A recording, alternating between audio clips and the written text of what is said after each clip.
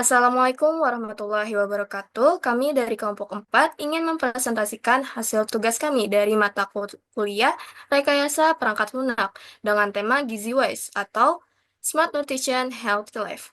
Next. Sebelumnya, izinkan kami memperkenalkan diri kami. Saya Rodatus Soleha, ada Akmalulail Sakban, dan Raimwan Haryono. Next. Tema sistem kami adalah sistem gizi dan kesehatan untuk mencegah stunting serta memperbaiki gizi bagi semua usia atau kalangan. Next.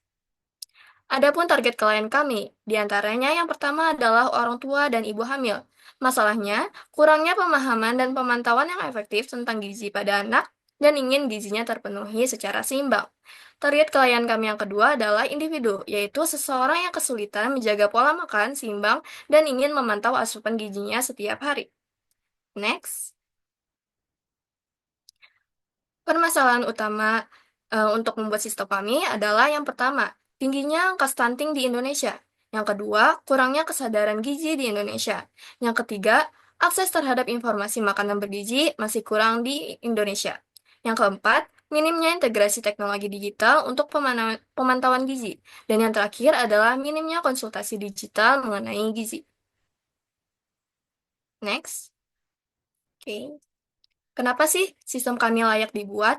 Jadi, data stunting di Indonesia sendiri sudah turun dari 24,4% ke 21,5% pada tahun 2023. Adapun target penurunan pada tahun 2025 ini untuk mencapai ke angka 18%. Jadi, pemenuhan gizi merupakan salah satu langkah penting, terutama dalam 1000 hari pertama kehidupan, yang dimana merupakan periode krusial dalam pembentukan struktur otak dan perkembangan tubuh. Jadi, akses mengenai gizi di Indonesia sendiri masih kurang dan tidak secara real-time serta kurangnya up-to-date, yaitu harus melakukan pengecekan yang rutin secara mandiri. Hal ini menjadikan kenapa sebuah sistem bisa dibuat untuk membantu secara real-time dan up-to-date agar pemantauan dan penjadwalan gizi bisa membantu masyarakat sekitar. Jadi, dengan adanya sistem ini juga bisa membuat pengguna untuk melakukan konsultasi jarak jauh dan pengontrolan jarak jauh mengenai pemenuhan gizi mereka ataupun orang terdekat mereka. Next. Selanjutnya akan disampaikan oleh teman saya. Oke, yang selanjutnya ada aplikasi yang sudah ada. Aplikasi yang sudah ada namanya iCast atau aplikasi edukasi cegah anak stunting merupakan aplikasi berisi screening status gizi untuk anak usia 0 sampai 5 tahun dan edukasi stunting, inisiasi menyusui dini, pemberian ASI eksklusif dan ASI lanjut, gizi ibu hamil dan menyusui serta MPASI. Aplikasi ini dikembangkan berdasarkan riset dosen program studi keperawatan Stikes Mahardika Cirebon yang bertujuan untuk mencegah stunting di Indonesia. Kebijakan privasinya, aplikasi iCast dibuat untuk transfer informasi mengenai pencegahan stunting pada masyarakat luas. Next. Berikut adalah tampilan dari aplikasi iCast yang ada tampilan awal, ada fitur memeriksa status gizi, fitur mengenal apa itu stunting, inisiasi menyusui dini untuk ibu hamil, dan lebih lagi. Next. Untuk yang selanjutnya ada perbedaan sistem yang ingin kami buat. Ada beberapa aspek, yaitu fokus utama. Fokus utama dari iCast edukasi adalah edukasi dan pencegahan stunting pada anak. Pada GiziWise, pencegahan stunting serta perbaikan gizi untuk semua usia. Kedua, target pengguna. Target pengguna iCast adalah ibu hamil dan ibu menyusui. Sedangkan GiziWise semua kelompok usia dari kandungan hingga lansia. Yang ketiga, akses informasi. Menyediakan materi edukasi tentang stunting. Sedangkan GiziWise memberikan informasi gizi real time dan up to date dengan fitur forum untuk bertanya.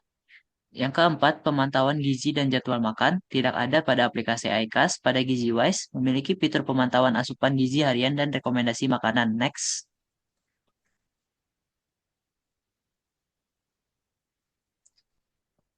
Yang kelima, to-do list konsumsi sesuai gizi. iCast masih belum ada. Jadi pada GiziWise menyediakan daftar konsumsi harian berdasarkan kebutuhan gizi pengguna untuk membantu asupan nutrisi yang seimbang. Yang keenam, pengontrolan jarak jauh. iCast tidak ada. Pada GiziWise bisa digunakan untuk mewakilkan keluarga atau orang terdekat untuk memantau kebutuhan gizi yang tercukupi. Yang terakhir, konsultasi dengan ahli gizi. Pada aplikasi iCast juga tidak ada. Jadi pada GiziWise, konsultasi gizi yang dilakukan melalui aplikasi WhatsApp di mana pengguna harus mengisi form data terlebih dahulu untuk berinteraksi langsung dengan para ahli. Next. Selanjutnya akan dibacakan oleh teman saya. Baik, selanjutnya ada benefit. Yang pertama ada bagi orang tua dan ibu hamil. Jadi ada penurunan gizi berdasarkan usia kehamilan. Jadi ibu hamil itu bisa mengetahui asupan yang diperlukan di setiap trimester untuk mencegah kekurangan gizi pada janin. Selanjutnya ada pemantauan perkembangan janin dan juga tanda bahaya kehamilan. Ibu hamil dapat membantu memantau perkembangan janin, apakah janinnya memiliki masalah dan memastikan pertumbuhan janinnya sehat. Selanjutnya ada mudah memantau pertumbuhan dan perkembangan gizi anak. Orang tua bisa melihat apakah anak mereka memiliki pertumbuhan sesuai standar WHO dengan fitur grafik perkembangan gizi. Selanjutnya ada mencegah risiko stunting atau gizi buruk. Jadi orang tua bisa melihat jika ada tanda-tanda stunting atau kekurangan gizi. Jadi aplikasi ini akan memberikan edukasi dan saran tindakan. Seperti pada studi kasus, seorang ibu dengan anak balita sering bingung dengan menentukan menu harian. Jadi aplikasi ini bisa membantu dengan memberikan rekomendasi makanan yang sesuai dan dengan kebutuhan gizi anaknya. Selanjutnya ada seorang ibu hamil memiliki muali trimester pertama dan sulit makan. Di aplikasi ini bisa memberikan rekomendasi makanan yang bernutrisi tinggi dan membantu menjaga kesehatan janinnya. Next. Selanjutnya ada benefit bagi orang yang ingin memperbaiki gizi. Jadi pertama itu ada panduan gizi sesuai kebutuhan individu. Pengguna dapat mengetahui asupan nutrisi yang diperlukan berdasarkan usia, jenis kelamin, aktivitas, dan kondisi kesehatan tertentu untuk membantu menjaga keseimbangan. Kemudian ada pemantauan asupan nutrisi dan status gizi. Jadi aplikasi ini bisa membantu pengguna melacak jumlah nutrisi yang diperlukan setiap hari sehingga mereka dapat mengetahui apakah kebutuhan gizi sudah terpenuhi. Selanjutnya, Anda mudah memantau perubahan berat badan dan kesehatan.